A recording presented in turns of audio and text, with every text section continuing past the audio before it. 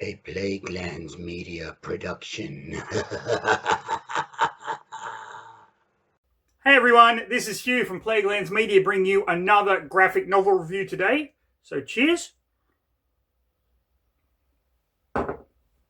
Now, I'm pretty excited about this one. Firstly, because it's a story that I knew about, but never actually read back in the day. This was my very first time reading this story. However, it's an immensely popular story. We've seen iterations of it in movies and animation and whatnot. So it's going to be one that a lot of you are familiar with. Now, the second reason why I'm excited about doing this graphic novel review is because I recently found out that one of my students is a huge Marvel fan. And so I wanted to get this review out of the way so I could pass the book on to him and he could actually read it and enjoy it as much as I did. Now, the writer, penciler, artist, inker, all of that is the famous Barry Windsor-Smith. He is a British comic book artist. He has worked on a ton of different comics, both DC and Marvel and some independent comics. I knew about Barry Windsor-Smith and I knew of his artwork and whatnot. Did not realize exactly how freaking talented the guy was, but I'd heard of him here and there, mainly through Wizard magazine back in the day. And it wasn't until I watched a fantastic, absolutely fantastic video on the YouTube channel Comic Tropes. I recommend everybody watching this, please go and look up Comic Tropes and like and subscribe. The guy is absolutely fantastic, and it's mainly about stories, comic stories, and comic art. And he is a very talented artist himself. He was doing a review, and he actually brought up this, Monsters by Barry Windsor-Smith. Now, this was a story that Barry Windsor-Smith initially tried to push as a Hulk story, and when it wasn't picked up, because it is a lot of graphic body horror, he decided to do his own graphic novel. This is in black and white, but absolutely beautiful art, beautiful storytelling, and a fantastic story. And it's funny that it didn't get picked up for The Incredible Hulk, because the Immortal Hulk, this is the Immortal Hulk Omnibus, is pretty much Hulk body horror. So that's interesting, and I just knocked a whole lot of books off the shelf, but that's okay. So, I am going to be reviewing Wolverine Weapon X. We all know the story of Wolverine, adamantium laced bones, the blades in his come out of his hands. Now, this graphic novel contains actually 3 stories, all of them done by Barry Windsor-Smith, although the Uncanny X-Men 205 was in fact written by Chris Claremont. Barry Windsor-Smith helped a little bit with the story and did the art for it in his very distinct style.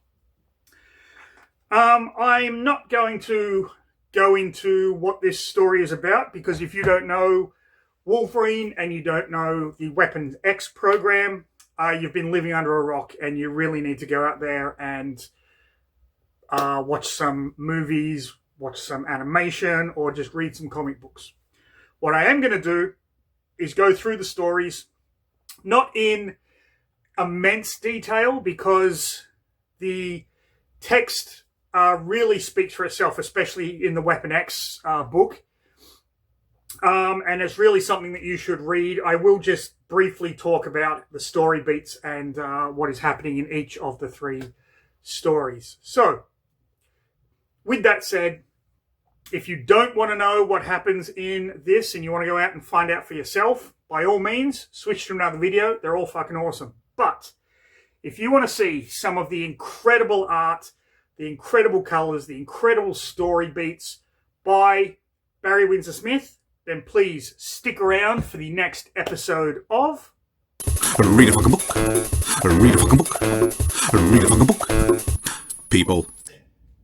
So this is Wolverine Weapon X by Barry Windsor-Smith. By no means the original printing, but still a really, really good one. Absolutely love the cover art on this thing. Wolverine with the distinctive helmet there. So let's crack this open. Wolverine Origin Deluxe Edition. I think I've got this somewhere. I really need to read and review that soon. Okay. So we start with this professor basically going over his notes, and then we get some Wolverine kind of memories and things. The doctor going over his notes. And then we find ourselves in a lab with Hines, the lab assistant.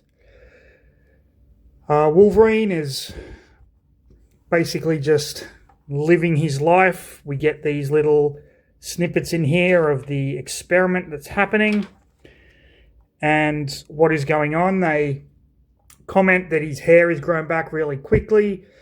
At this point, they don't realize that he is in fact a mutant. And all of these little dialogue notes are kind of Wolverine.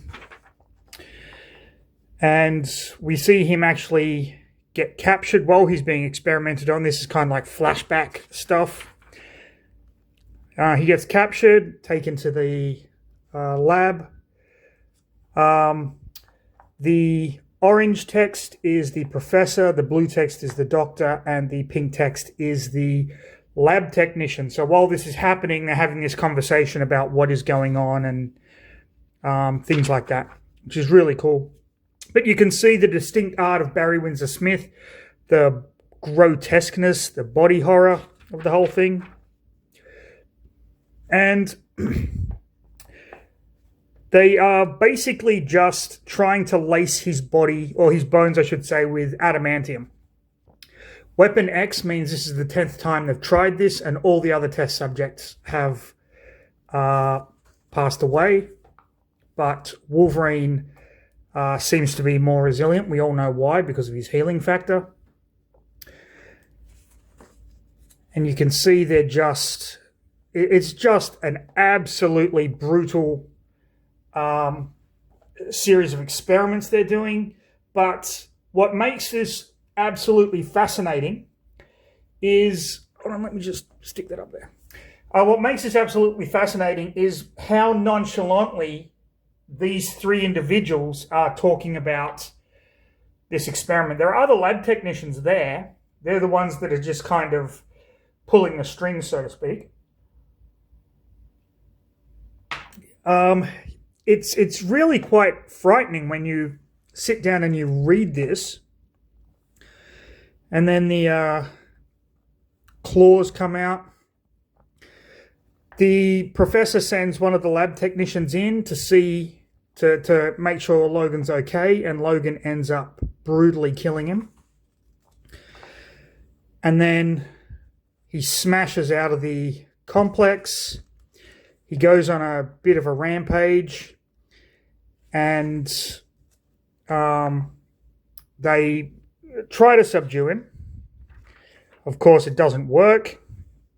Then they blast him at close range, thinking he's dead, but he's not.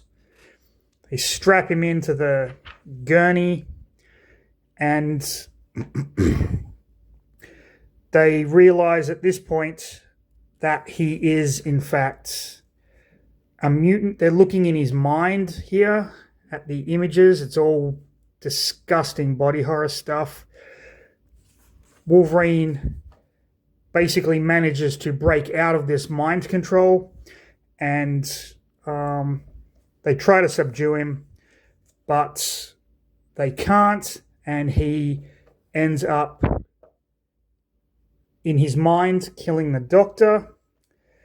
We can see here they let him out, and this is part of the test. They let him out of the lab in order to kill or to be attacked by a pack of wolves and see how he fares against them. Now, at this point, they've got him fully mind controlled. So they are basically calling the shots here, and he ends up, of course, killing all of the wolves and going absolutely berserk before collapsing. And then they go and recover him, and they start running more tests.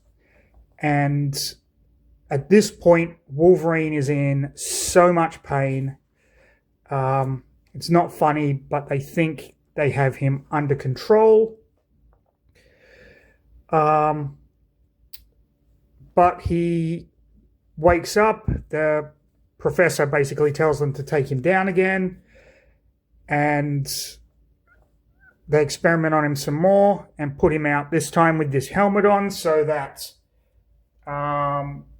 they can control him within a certain radius. And this time he fights a bear, and he just slices the bear's head off. They bring him back to the lab and hook him up to everything again, pump him full of more drugs and whatnot. And as they're watching in his head what's going on, he basically gets loose and starts just brutally murdering everyone. The professor freaks the fuck out, and he runs to hide. Wolverine is going crazy through this complex at this point. He is just ripping these guards to shreds. And the doctor and Hines go to the professor, and they're trying to find him basically while Wolverine is just massacring everyone. The doctor is trying to protect Hines. The professor is just trying to protect himself. And ultimately, as they're trying to escape, Wolverine kind of finds them. The professor is just, at this point, freaking out. Wolverine has actually cut his hand off. And Wolverine finds him. And the doctor just blasts the shit out of Wolverine. Wolverine kills the doctor. Goes after the professor and Hines. The professor betrays Hines and throws her down into this pit. And Wolverine appears, but Wolverine doesn't attack her. The professor has rigged this place to explode, to burn. Hines tries to save Logan, but Logan gets severely burnt. Makes it out because of his healing factor. Charges the professor and ends up remembering who he is and cutting off the professor's other hand, and then putting his blades through the professor's head. And throwing the professor into the furnace.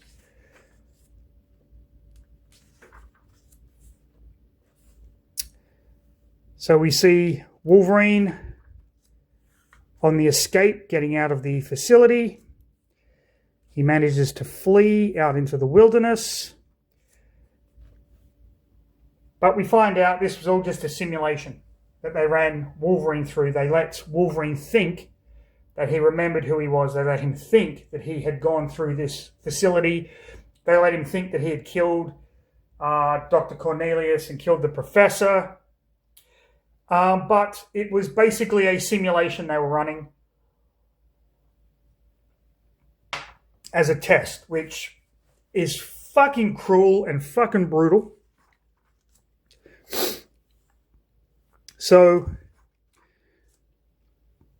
they realize that Wolverine has actually managed to break free, and he busts in on them, and then he manages to leave. We assume that he's killed them. and he walks off into the wilderness. And that is basically, in a nutshell, Weapon X. Now, so much of this, let's put the art aside for a moment. So much of the genius of this story comes in the writing by Barry Windsor-Smith.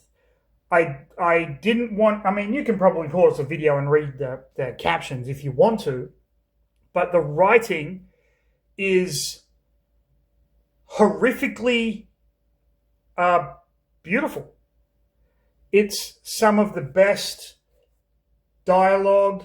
A lot of the dialogue that's written in the panels isn't read in the traditional left to right. It's sometimes you go down to the right and up. It's such a unique way of creating a panel so you're not missing or you're not covering any of the major places where your eye should be drawn to. It is absolutely a terrifying story. It is a Wolverine body horror story. I will not sugarcoat that. There are some disgusting panels. The professor and the doctor are these uniquely flawed individuals, but at the same time, we get this idea that there's someone above the professor that's controlling all of this, that knew Logan was a mutant, but didn't tell the professor. The professor had to find out through Hines when she noticed that Logan's wounds were healing quickly and all his hair had grown back after they'd beaten him and shaved him. It was just an absolutely wonderful read, and I urge all of you that have not read this to find a way to read this story. It is just brilliant. Larry Hama gives a little epilogue here. He is the mastermind behind the G.I. Joe comics. Okay, now this is a flashback sequence that was done for another version of Weapon X graphic novel. So, yeah, this is Barry Windsor-Smith again. You can see a bit of a different style here, but still wonderful. I'm not sure if he was the artist or just the story writer. I think he was both. Okay. This is just a flashback of some of the stuff that's taken place in the facility. Now we come to X-Men. I said Uncanny X-Men in the intro. It's not. It's X-Men 205. This was written by Chris Claremont, and of course, art by Barry Windsor-Smith, but he also had a hand in telling the story. Now, I didn't know what to expect going into this one, but this has two of my, I would say, top 10 X-Men villains in it. So I was pleasantly surprised. Now, for those of you who don't know who I'm about to be talking about, we have the villains in this one are mainly Lady Deathstrike, whose name is Yuriko, and she is an enemy of Wolverine. Her father was a kamikaze pilot during the war, and he failed in his mission and came home alive, which means the family was absolutely disgraced.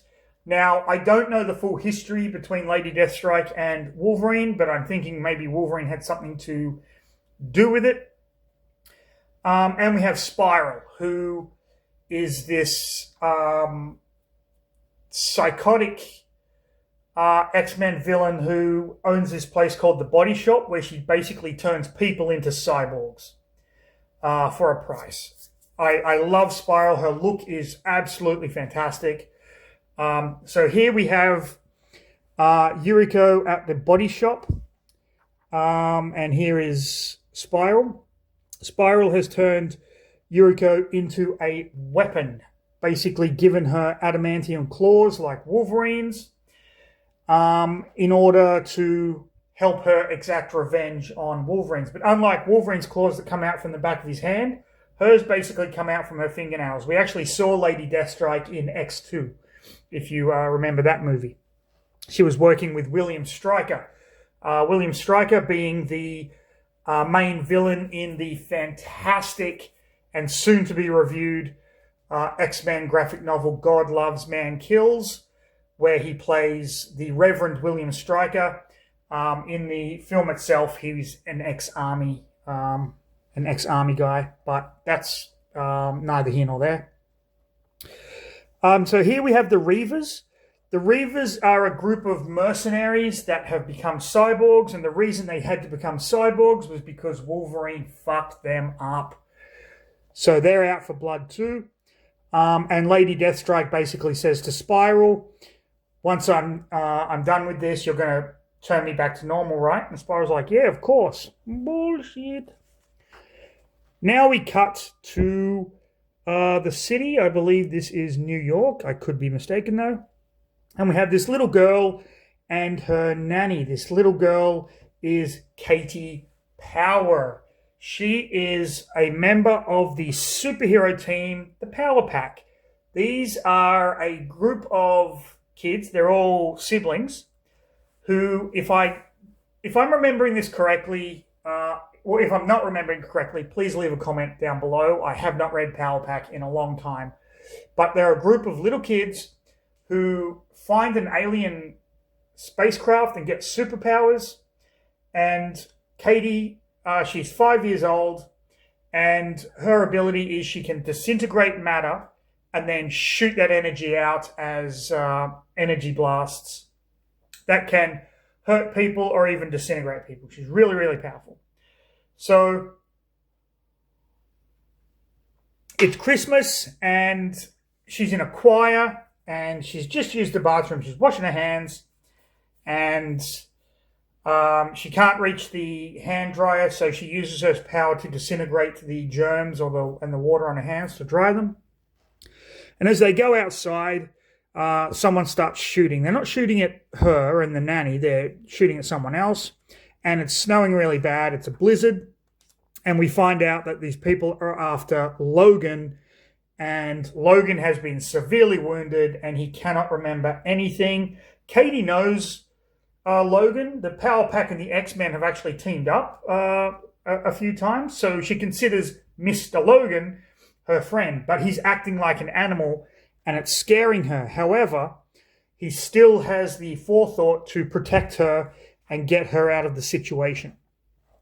She is in civilian clothes, so she summons her costume, and Logan keeps getting attacked, but he's just trying to protect her, and he gets really wounded, so Katie hails a taxi, and the taxi driver says, I'll get him to a hospital, but just before they can kind of get anywhere, one of the Reavers shoots at the taxi.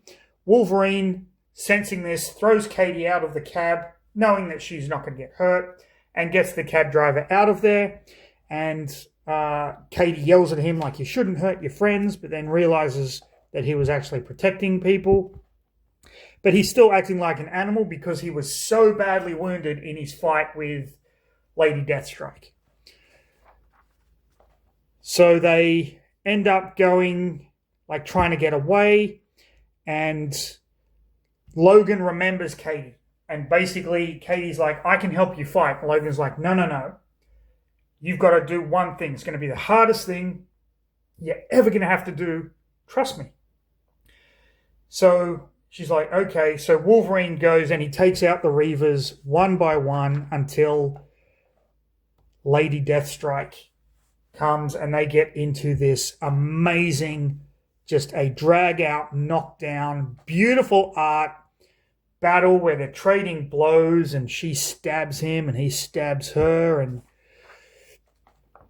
she gets defeated and she says, you've got to kill me. And Logan realizes she did this to herself. He had no choice. He was kidnapped and experimented upon, but she went and did this to herself. And he's like, why would you do that? You fucking psycho. And she's like, kill me. It's the honorable thing. And he's like, yeah, no. And retracts his claws and goes and gets Katie. And Katie says, I trusted you. I didn't look and I didn't listen because he didn't want to hear him taking out all the bad guys.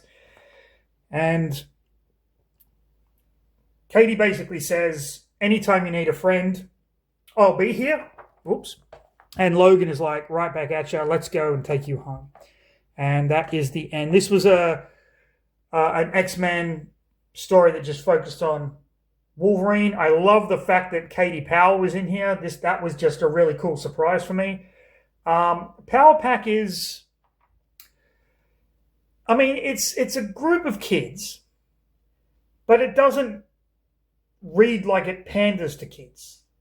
I mean, Power Pack were part of the Mutant Massacre storyline, which sounds weird, but the issues are in the graphic novel.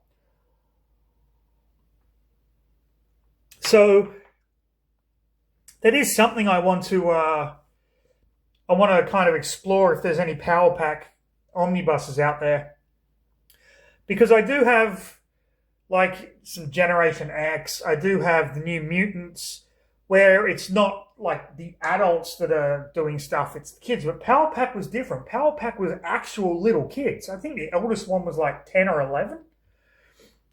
But man, they were good stories.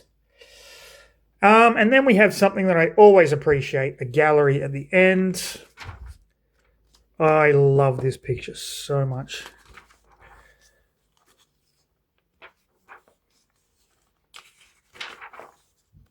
This one, of course, the cover.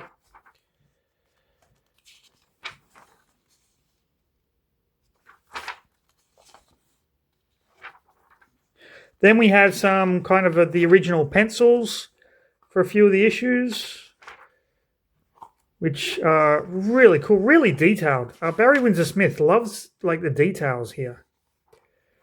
It's just really great. Then we have some different covers, some cover arts, some color versions of stuff.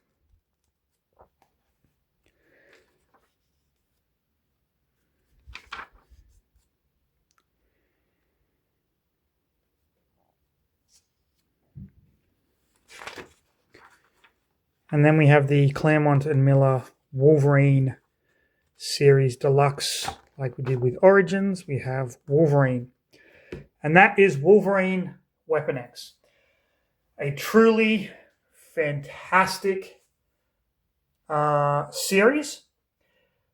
I appreciate that this put in the Lady Deathstrike Spiral X-Men 205. That was a story I'd never read before, so that was a pleasant surprise. This is a book I would highly recommend any Wolverine fan pick up, any X-Men fan pick up, any Barry Windsor-Smith fan pick up, because it just ticks all the right boxes. At least it did for me. So there you go. That is Wolverine Weapon X by Barry Windsor-Smith. If you enjoyed the video, please share it with your friends. Share it on Facebook. Like the video. Subscribe to the video. Leave a comment on the video. I love hearing from you, even if you disagree with me, or if you want to correct me on something that I fucked up. Please, let's get a dialogue started. I always love that kind of stuff. But most important of all, stay safe. Don't get kidnapped by a psychotic government organization that's going to lace your bones with adamantium. Enjoy the rest of your day. And of course, read a fucking book, people.